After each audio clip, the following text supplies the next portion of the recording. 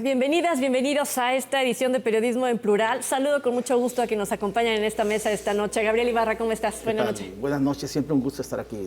Más con mi tocayo, con Esperanza y con Augusto. De lujo.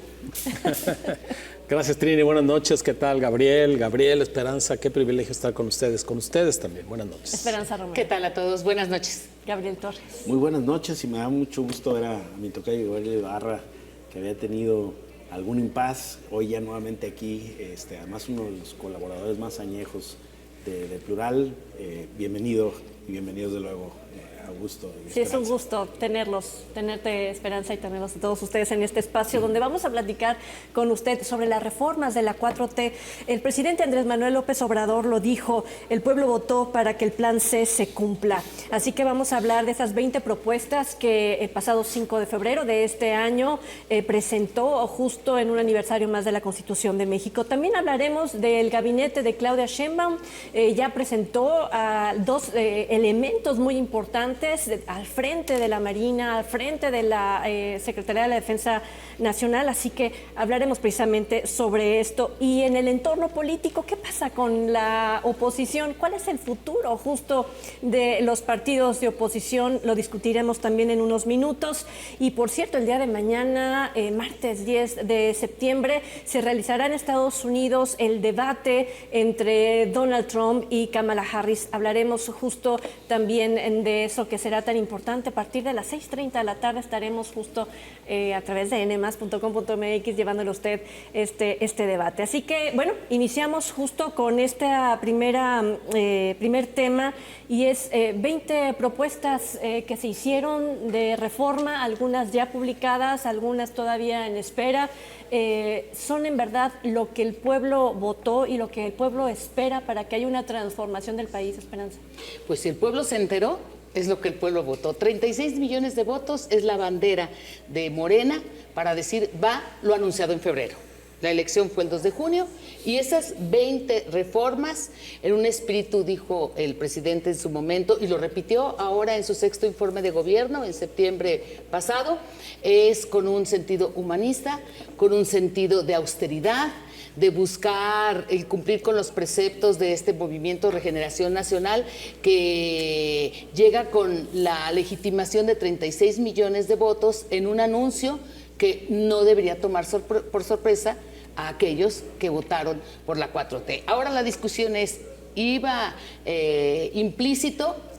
Te dice el presidente, te dice la presidenta electa, sí, incluso todavía hace unas horas, antes de que pase a la Cámara de Senadores al Pleno la discusión de lo aprobado por las comisiones de puntos constitucionales y de puntos legislativos relacionado con la reforma al Poder Judicial, que es lo que ha enardecido y ha generado una situación complicada que se ha reflejado incluso en la depreciación de la moneda, en anuncios de inversiones que estarían siendo espantadas y una presión fuerte que se está dejando sentir por un paro en el Poder Judicial, en el que aun cuando hay sectores que también levantan la mano y dicen sí, la reforma va y apoyamos la reforma, yo muy particularmente me quiero referir en la reforma al Poder Judicial al grupo de estudiantes, de jóvenes que se han visto, son mayoría los que están saliendo a decir estamos en contra, queremos que se frene el proceso legislativo, pero también hay jóvenes que dicen somos estudiantes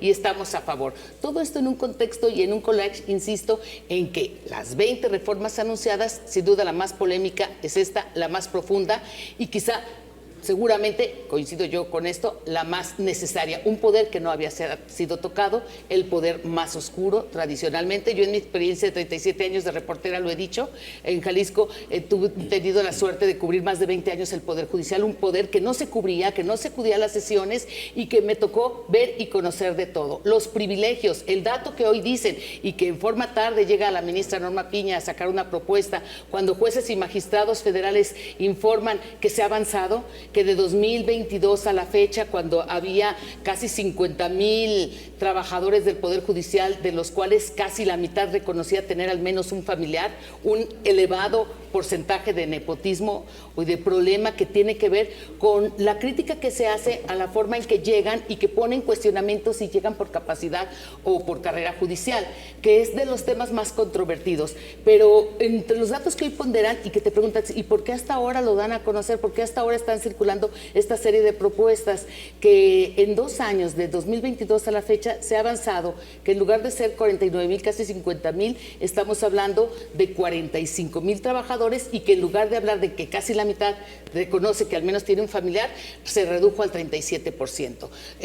Pues sí, es un gran avance si tú te enfocas en que es un esfuerzo y que a lo mejor internamente desde la Suprema Corte y la Judicatura Federal han tenido esta encomienda. No nos apartemos de que quien estuvo antes de Norma Piña llegó con ese mismo mensaje y con el mismo discurso del presidente López Obrador de que era necesaria una reforma y que era necesaria una sacudida, una depuración y acabar con el nepotismo, la impunidad y la corrupción como sellos lamentablemente característicos de este poder, y que tampoco lo logró. Llega Arturo tarde. Saldívar, me refiero, que estará ahora con Sheinbaum. Llega tarde, y la pregunta es para ti también, Esperanza, para los tres. ¿Llega tarde Norma Piña con esta contrapropuesta? Yo pienso que sí, llega tarde, pero más vale tarde que nunca. Yo coincido en que el Poder Judicial necesitaba una reforma y profunda, y una reforma en 2 vías, de cara a sí mismos, a los especialistas que sí hay ahí, y de cara a la nación. Y suena muy rimbombante decir de cara a la nación, pero me refiero a las personas objetivas que en algún momento tienen contacto con el Poder Judicial. Y aquellas otras que sin llegar a tenerlo están padeciendo la inacción del Poder Judicial, por ejemplo, quienes están en prisión sin pasar por un juicio. Me parece que eso es muy necesario. Si revisamos los otros 2 poderes, el Ejecutivo y el Legislativo, no están muy lejos de la reforma profunda que necesitan, ambos. Es decir, los 3 poderes necesitaban revisarse. Y aquí la pregunta, y regreso al inicio con el que le planteaste a Esperanza, es si esos 36 millones de votos implicaban todo esto que está sucediendo. Y la reviro y digo, ¿y para qué es la legitimidad? Nadie puede negar la legitimidad de Andrés Manuel López Obrador. Nadie puede negar la popularidad de Andrés Manuel López Obrador. El asunto es para qué la utilizas en términos de tu responsabilidad como presidente de la República, es decir, como quien gobierna, quien le da rumbo al país. Puede ser que la interpretes, me parece que es lo que él y su grupo están haciendo, como yo puedo proponer que este país sea como a mí me parece mejor. Y yo considero, desde el punto de vista democrático, que la legitimidad que le dieron implicaba abrir un debate muy amplio, guiado por él, teniendo como foco la reforma que él considera necesaria, pero invitando primero a los otros 2 poderes, después a las otras entidades del país a ese diálogo de qué tipo de poderes, y ahorita nos concentramos en el judicial, qué tipo de poderes necesita la República para hacerse justa, para que se puedan ejercer derechos, para que las libertades sean reales, para que la seguridad se apersone en cada rincón del país. No es una reforma únicamente de papel y únicamente con la visión de un grupo la que el país necesita.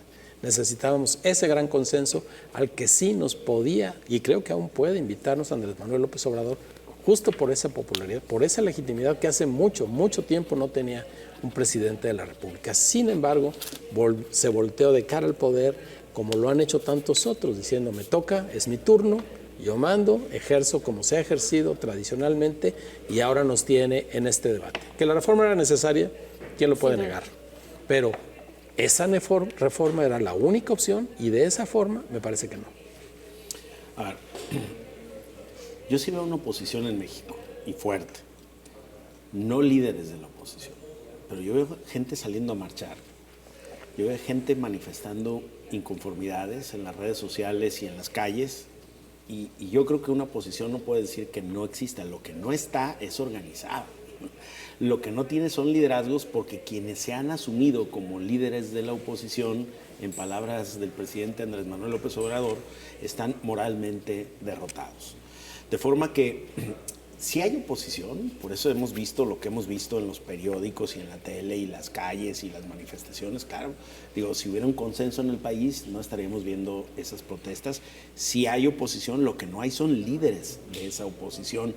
No hay, digamos, la solvencia pública, ética, entre los líderes de los partidos de oposición. ¿Tú recuerdas líderes de partidos que eran de verdad oposición? Por ejemplo, bueno, podrías pensar hasta el mismo López Obrador en su momento, Hombre, ¿no? el PRI tuvo muchísimos liderazgos en la oposición, en la época del partido hegemónico, muchísimos liderazgos de oposición con cierta solvencia ética y moral. Yo creo que eso es lo que no hay hoy en día ahí.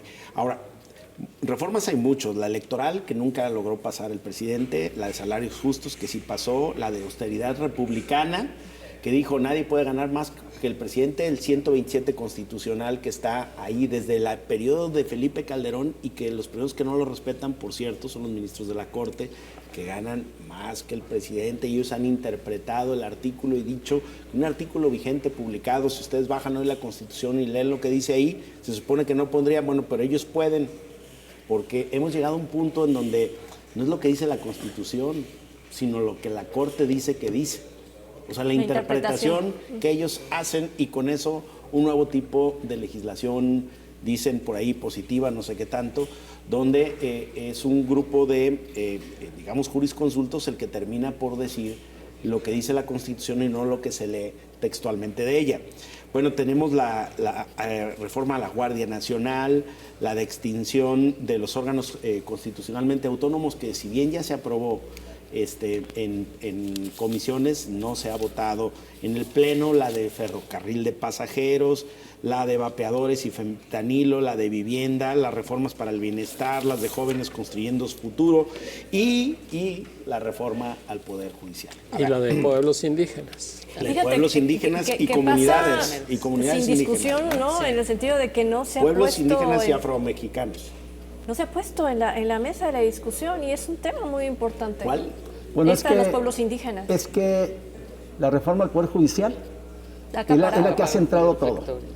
Pero efectivamente, es un paquete de 20 reformas y la que seguiría es esta de los pueblos indígenas. No, y la de los órganos constitucionalmente autónomos, sí, que está aprobada en comisiones y está para ir a las otras, y el paso de la Sedena las otras estarían pendientes, pero yo subrayaría un punto. Dice reformas de la cuarta transformación. Y a la luz de 6 años de este gobierno, yo no veo la cuarta transformación, no la veo. En lo económico no se dieron esas reformas. Intocable el modelo económico. En lo político no se dieron tampoco ninguna reforma.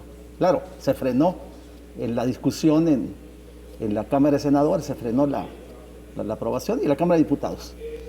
Entonces, esa cuarta T, yo no la veo, esa cuarta transformación como la primera, que fue el movimiento de independencia, como la segunda, que fue la reforma de Juárez, ¿no? y de Hidalgo de Tejada y Melchor Ocampo, las leyes de reforma, y la tercera, la Revolución Mexicana.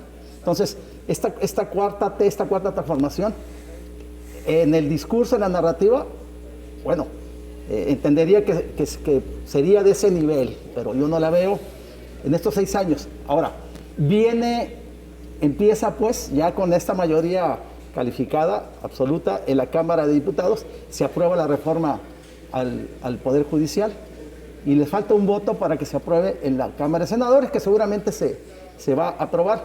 Entonces, ¿qué viene en los próximos 6 años? Ya no le va a tocar al presidente López Obrador, le va a tocar a Claudia Sheinbaum la mayoría de las reformas, y en el caso de la reforma judicial, pues se aprueba, pero ¿cómo van a quedar las letras chiquitas, ¿no? que correspondería a los próximos meses? Entonces, reformas de la cuarta T, de la cuarta transformación, bueno, creo que las condiciones están dadas para que se puedan dar.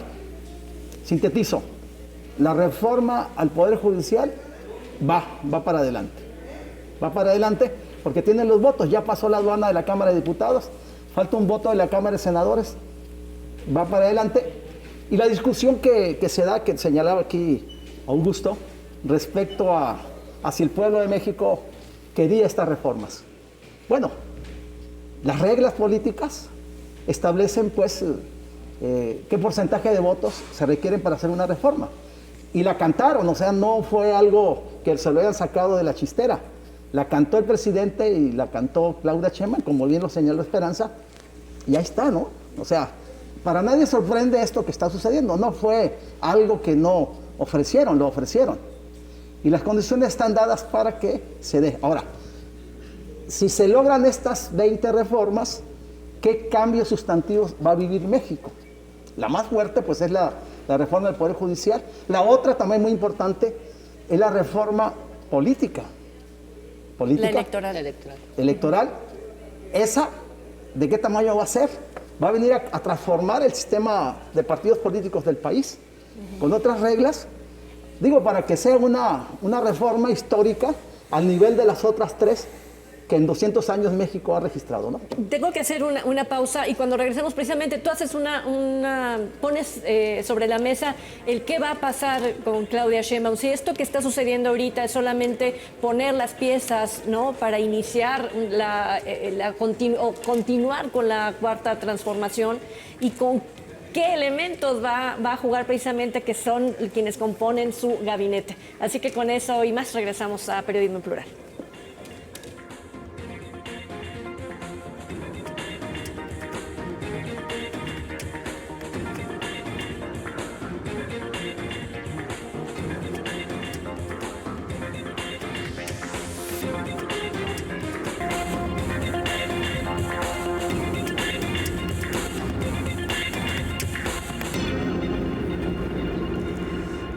Bueno, hace unos días la presidenta electa, Claudia Sheinbaum, nombró a quien estará al frente de la Secretaría de la Defensa Nacional y también al frente de la Secretaría de la Marina. Ricardo Trevilla Trejo, secretario de la Defensa Nacional, Raimundo Pedro Morales Ángeles, secretario de Marina, y con eso, pues un listado ya que comenzó con Rogelio Ramírez de la O al frente de la Secretaría de Hacienda, ¿no?, que confirmó que continuaría justo en el cargo, y de ahí comenzaron a generarse todos los nombres, a salir los nombres, Marcelo Ebrard, etcétera, etcétera, etcétera.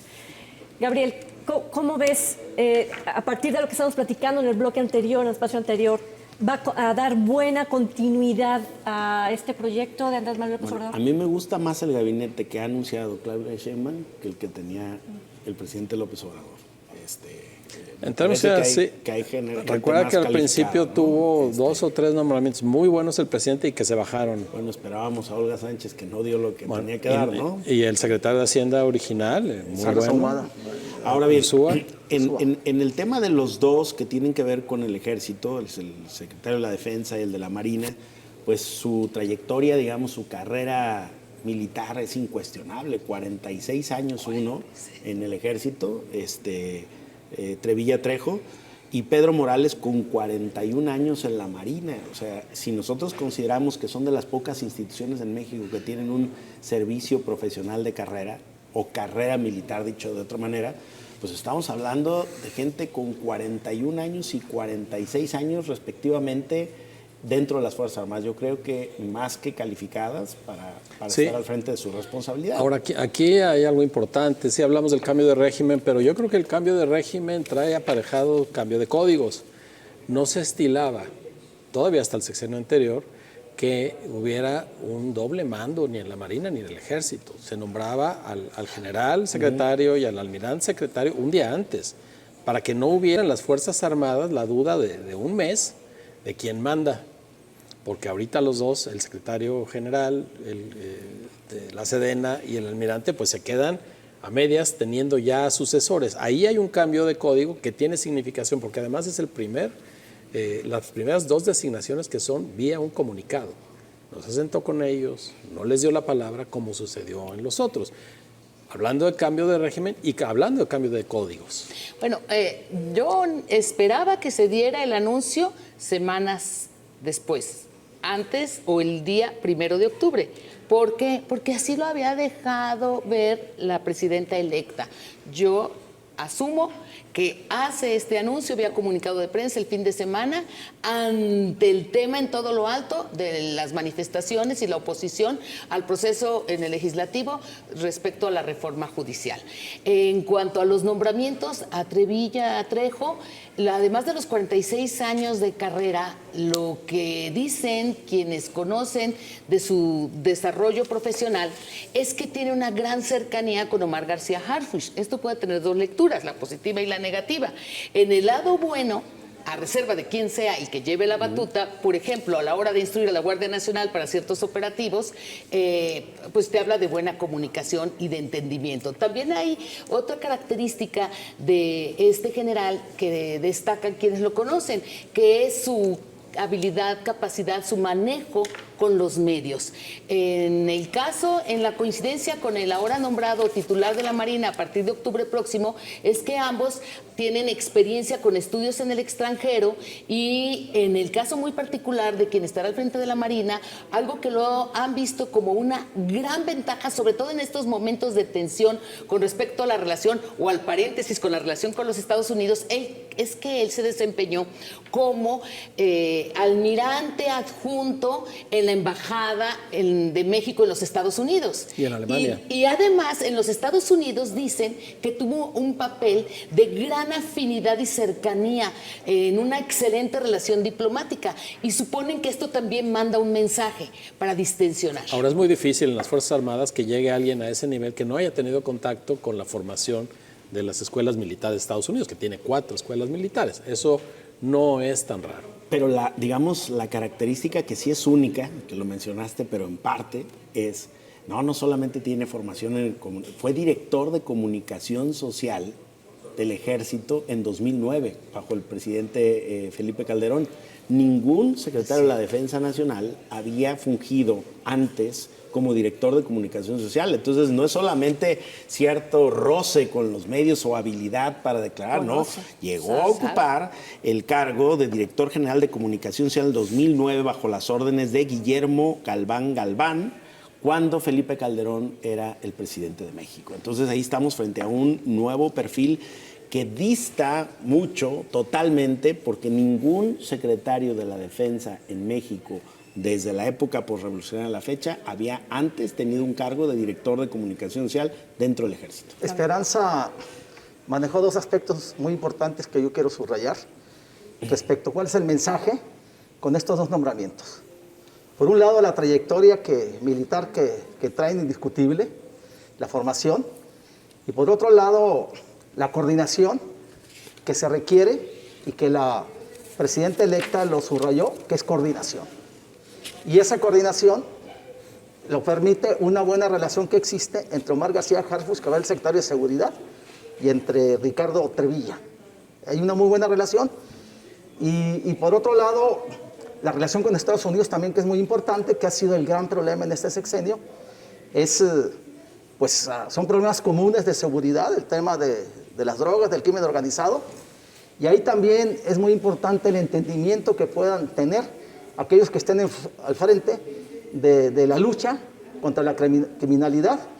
Y en eso también, tanto Ricardo Trevilla como Raimundo Morales permiten esa buena relación.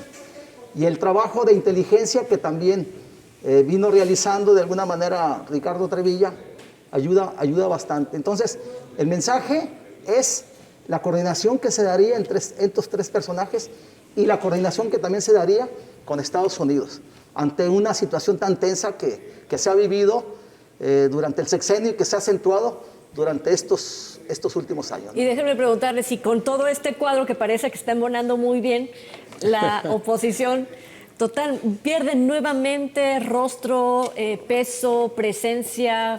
Imagínate que en la reforma al Poder Judicial una de las voces más escuchadas es la de Ricardo Anaya. Dices, caray, ¿no? Desde ahí andamos muy mal. Es decir, los liderazgos de la oposición, la verdad es que no hay caras nuevas.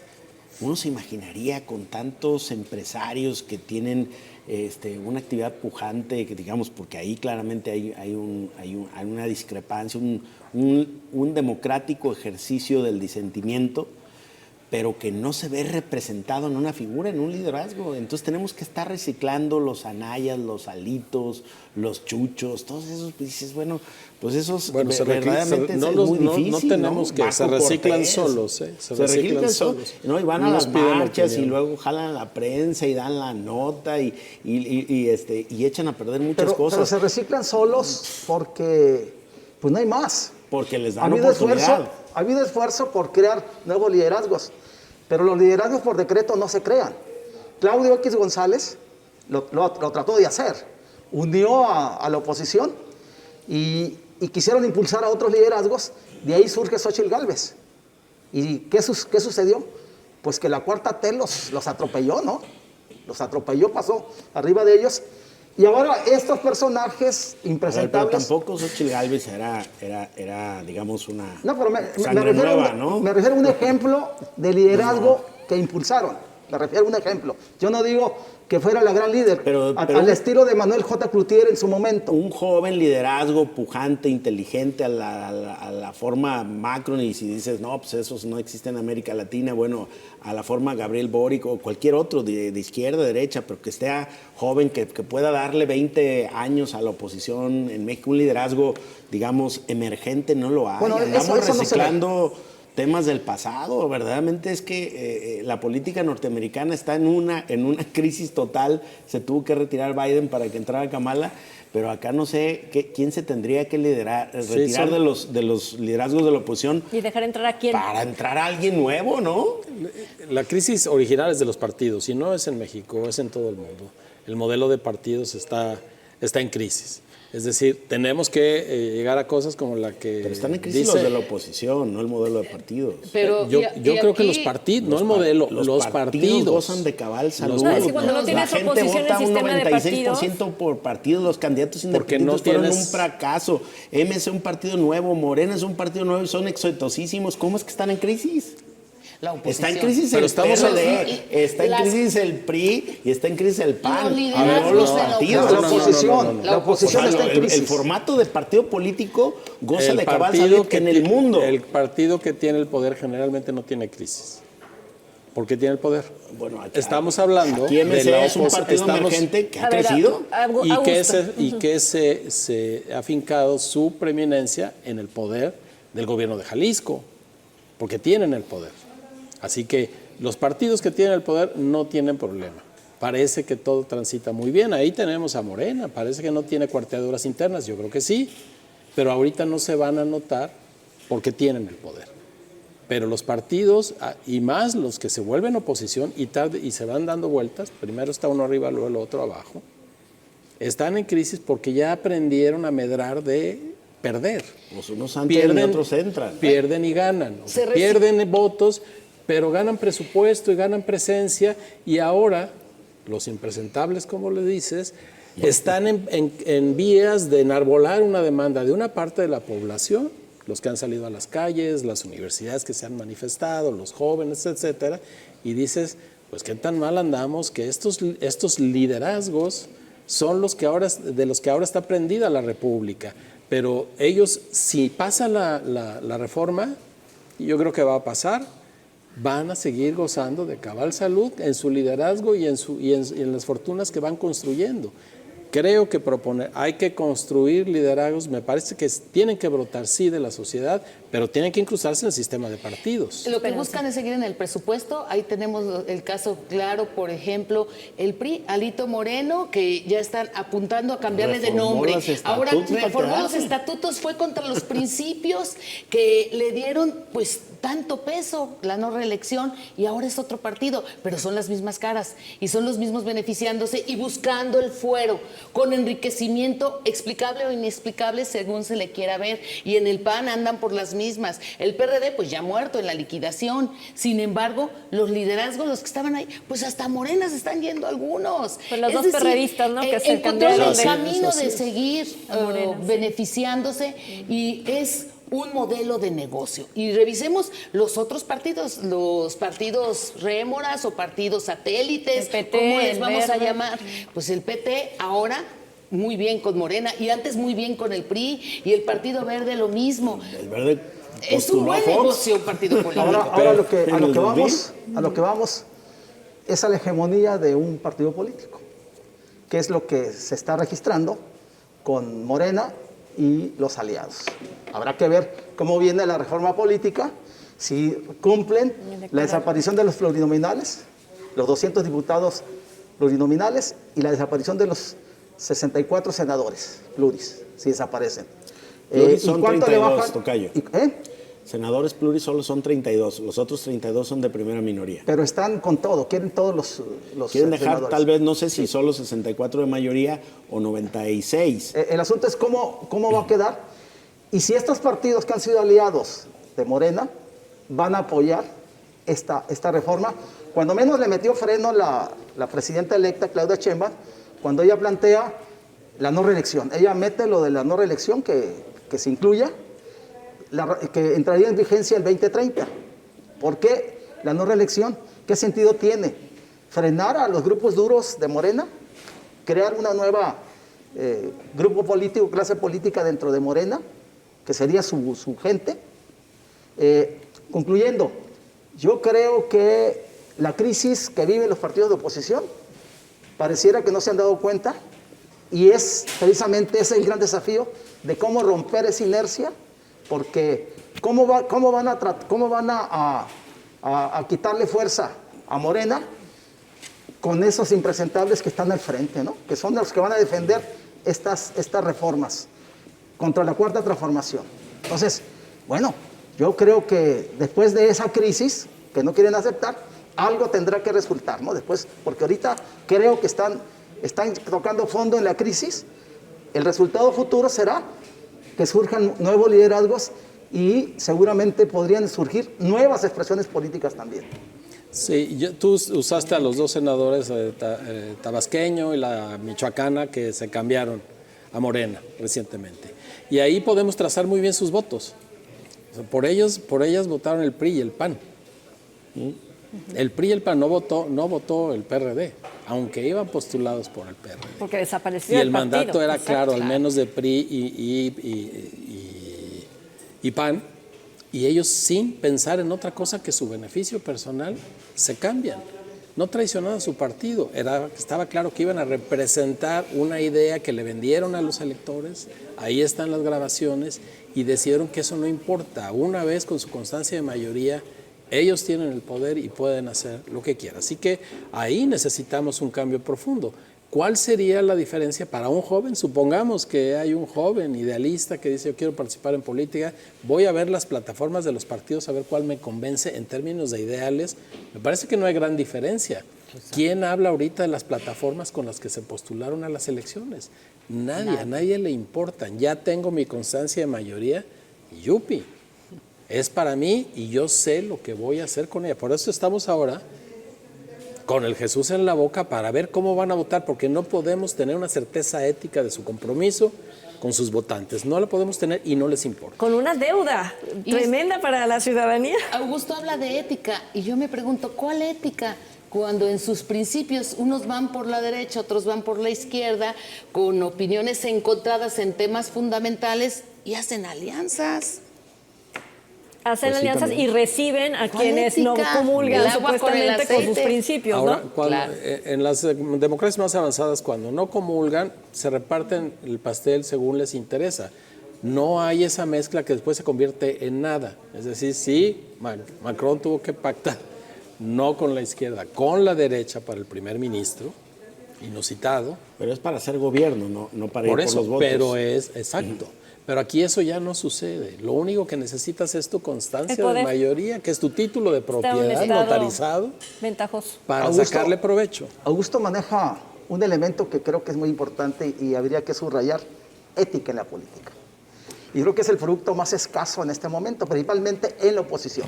Entonces, empezando por ahí, debería de hacerse ese reciclaje, ese cambio, esa transformación sobre el valor de la ética, el valor de la honestidad.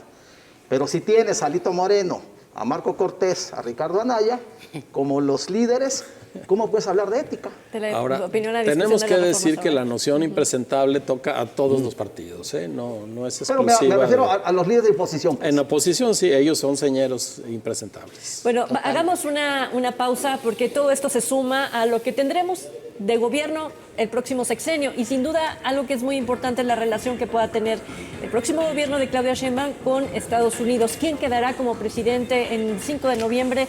Lo conoceremos. Y justo el día de mañana, 10 de septiembre, se realizará el debate entre Donald Trump, ex presidente de Estados Unidos, y la candidata demócrata Kamala Harris. Al regresar con ese tema.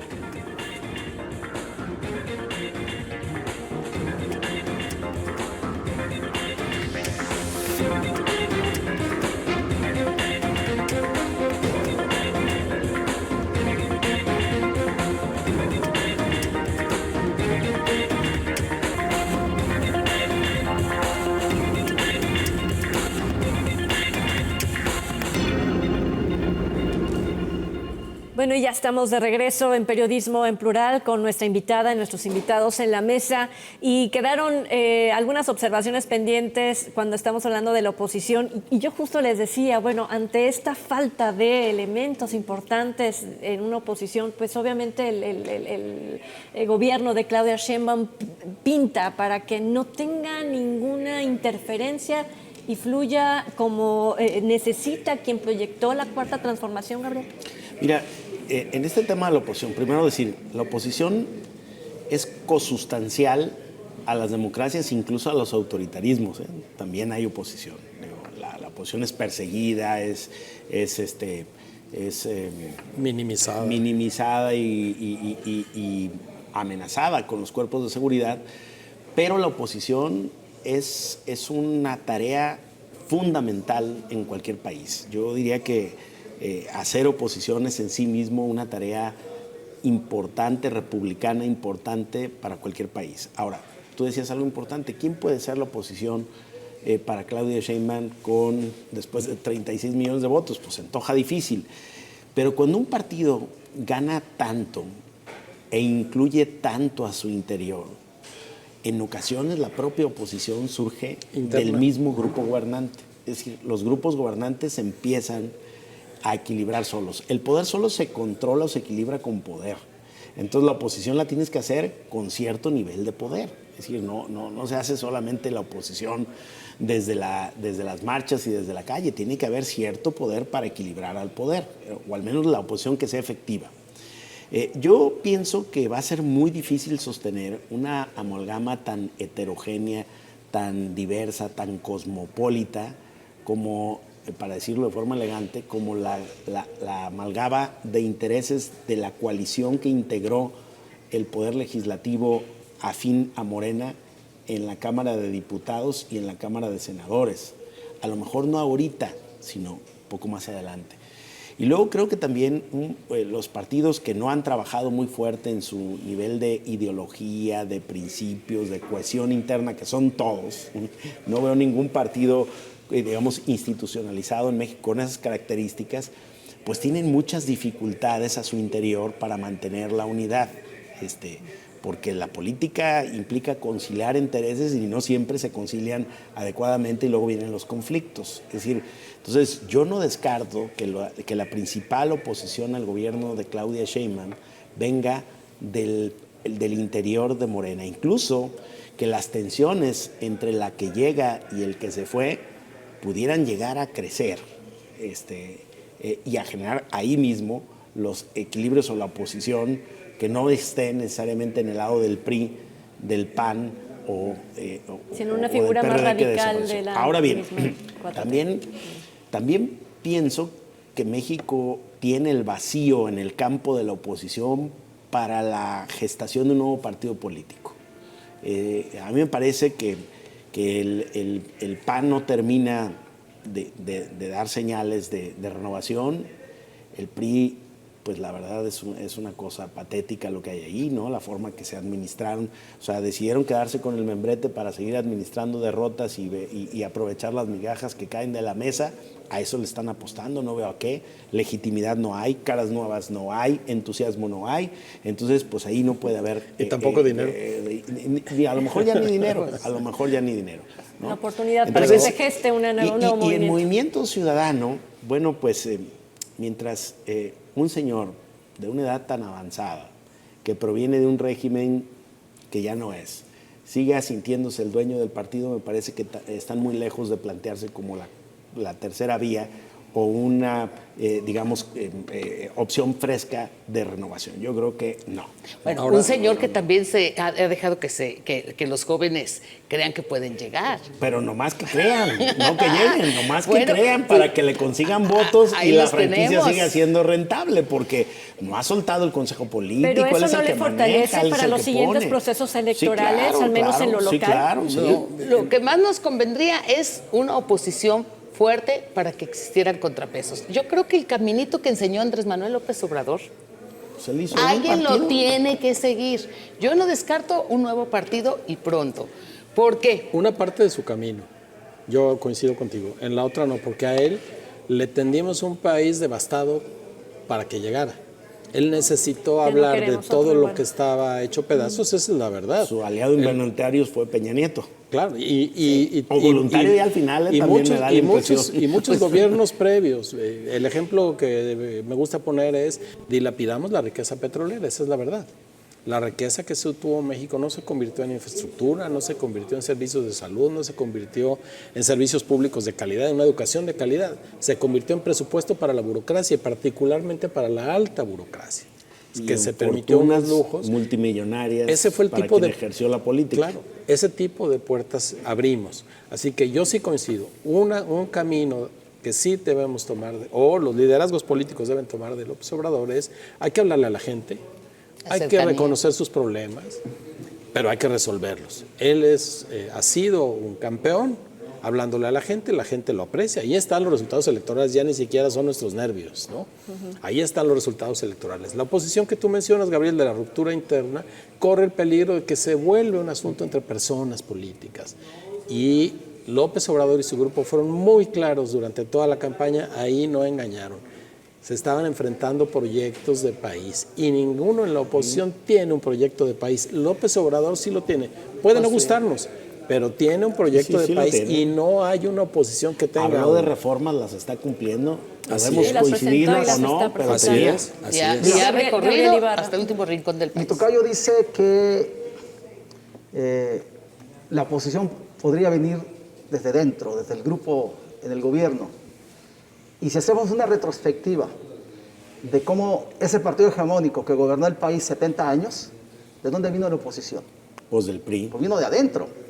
¿Dónde estaba Andrés Manuel cuando en el se PRI? separa, ¿Dónde estaba Cuauhtémoc en el Porfirio PRI? Muñoz ¿Dónde Ledo y estaba Cuauhtémoc- Porfirio en y el Cuauhtémoc PRI? Cárdenas? Se separan. Pero es una historia muy corta. Salvo Gómez Morín, que sí estuvo en el gobierno de Calles, el PAN surge de un movimiento distinto al del Partido Pero Nacional solo el PAN, Revolucionario. Sí, pero es el más pero- antiguo. pero Porque la finalmente- izquierda no. Y La se izquierda corrompe viene del también. PRI. Pero finalmente... Quizá Lombardo en la no y conformación- Campa tampoco. Que O sea, no- la vieja que no- izquierda que no no. figuraron, digamos, después de la A caída ver, del pero sistema. voy a terminar la idea. No.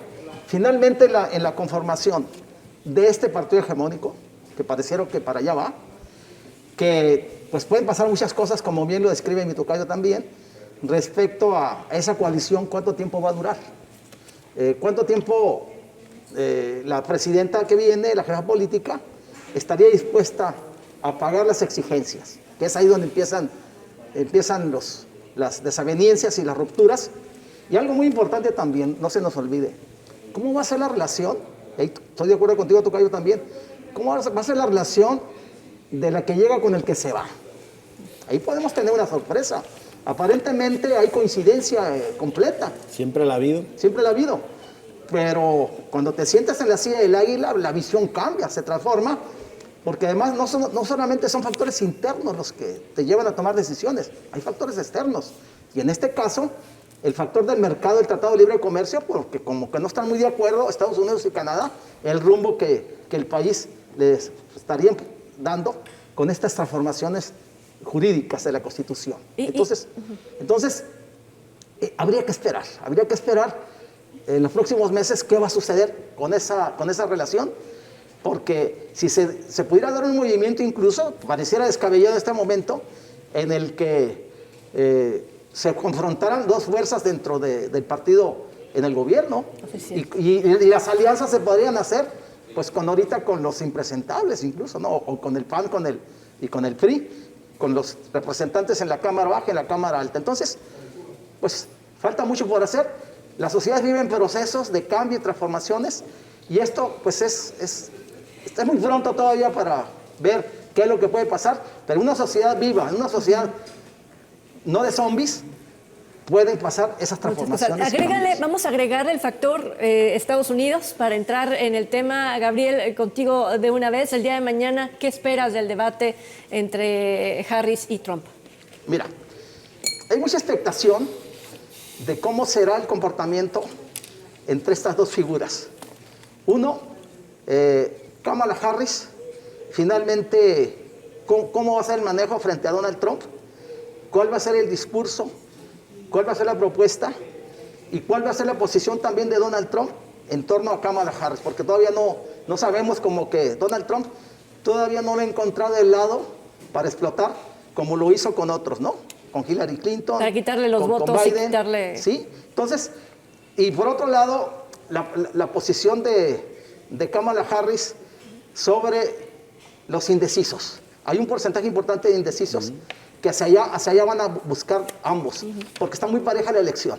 Entonces, en ese sentido, por ejemplo, Donald Trump, en el caso del aborto, ¿qué posición va a asumir? Y también está Kamala Harris respecto a posiciones que asumió Hillary Clinton en el debate contra Trump de la misoginia y del racismo, ¿no?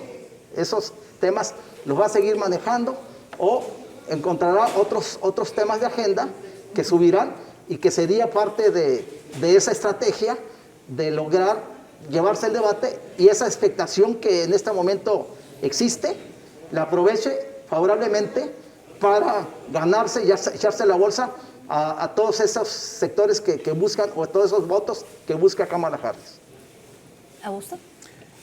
Hay mucha expectativa respecto a lo que va a pasar mañana. Ya en el anterior debate, para quienes piensan que no sirvió de nada, pues nada Biden más y Trump. se cayó Biden de candidato del anterior debate. Yo creo que ella no lo tiene tan difícil. Yo veo muy difícil que Donald Trump deje de ser Donald Trump. Es decir, va a mentir con tranquilidad, pero ahora se va a enfrentar con alguien que tiene una larga experiencia como fiscal, y eso en Estados Unidos significa una capacidad de oralidad y de contestar argumentos de inmediato que no tenían sus contrincantes. Además, es mujer, eso le va a dar una ventaja. No es blanca, son varias nacionalidades las que se mezclan en ella. ¿Que lo van a sacar de su confort? Yo creo que lo va a sacar de su zona de donde se siente más cómodo. Y si ella hace énfasis en las mentiras que sí va a decir, y ella tiene los datos a la mano para contravertirlo, y sobre todo, no solo contravertirlo, sino decirlo de cierta forma que sea creíble lo que ella dice, porque el problema ahora es que se puede mentir y hay un grupo que va a decir, esa es la verdad.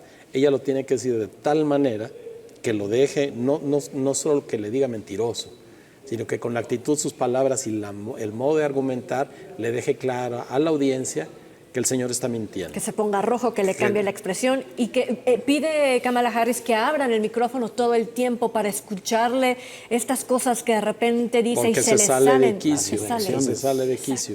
Yo creo que buena parte de la elección de noviembre se juega en el debate de mañana.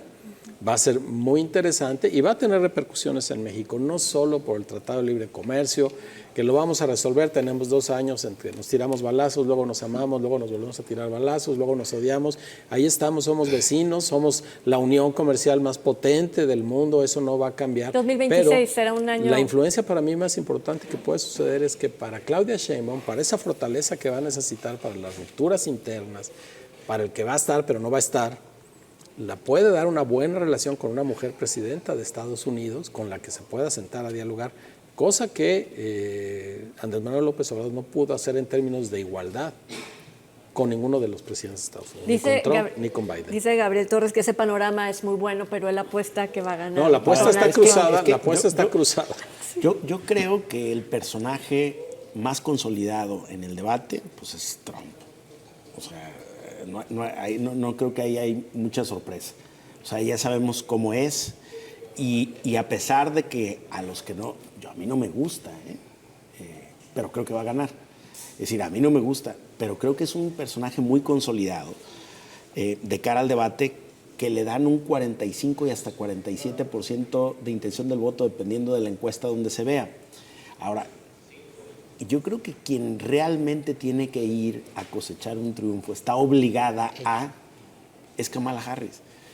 Porque si no logra consolidar el personaje en contraposición al que ya representa Trump, que ya fue presidente, que es absolutamente conocido, que es majadero, que es mentiroso, que es agresivo, que es misógino, que bueno, ¿no? Que promueve la supremacía blanca, etc., etc., etc. Pero así, con eso, en Estados Unidos, en una de las democracias más consolidadas del mundo, tiene entre 45 y 47% de intención del voto, suficiente para ganar el colegio electoral. Bueno, yo creo que la candidata demócrata necesita mostrar personalidad, no solamente desmentir datos. Yo creo que si se dedica a desmentir a Trump, va a caer en el juego. No puede estar yo creo que ella tiene que como respuesta nada más mostrarse como un personaje distinto propio, que le agrade al electorado norteamericano. Me gusta esa. Porque en este momento digo, claramente es la retadora del título. Hay mucha gente que está con ella solamente porque no quiere estar con Trump, simplemente por eso. Pero el otro señor va por un nicho de votos, a lo mejor en la pura raya, pero que le ha dado ya en una ocasión para ganar, no el voto popular, pero sí la mayoría del colegio electoral y ser presidente. Hay cosas que le favorecen, perdón que te interrumpa, que le favorecen además a Donald Trump, pero en la Corte de Nueva York suspendió la sentencia de la cual... la pospuso. Para no meter ruido. La pospuso. Era de esperarse. Pero si ya lo declaraste culpable de 20 y tantos delitos por falsificación de documentos, ¿por qué no emites una sentencia? Para que veas. No, pues para llegar a la sentencia tiene que haber otra deliberación. Para darle oportunidad. Solamente hace este falta que le caso, diga cómo lo van a castigar, porque ya es culpable. Respecto al debate de mañana. A ver. La señora Harris tiene la gran oportunidad de llegar a aquellos que no tienen una opinión sobre ella aún. Incluso en la más reciente encuesta, decía Gabriel, las últimas encuestas hablan de que está muy pareja, o algunas le dan una ventaja ligera, pero ventaja a Donald Trump. Es el caso de la de New York Times. En la del New York Times hay un dato relevante, que el 30% de los encuestados dice que no conoce cuál es el planteamiento de Kamala, pero que sí tienen la impresión de que está muy cargada a la izquierda.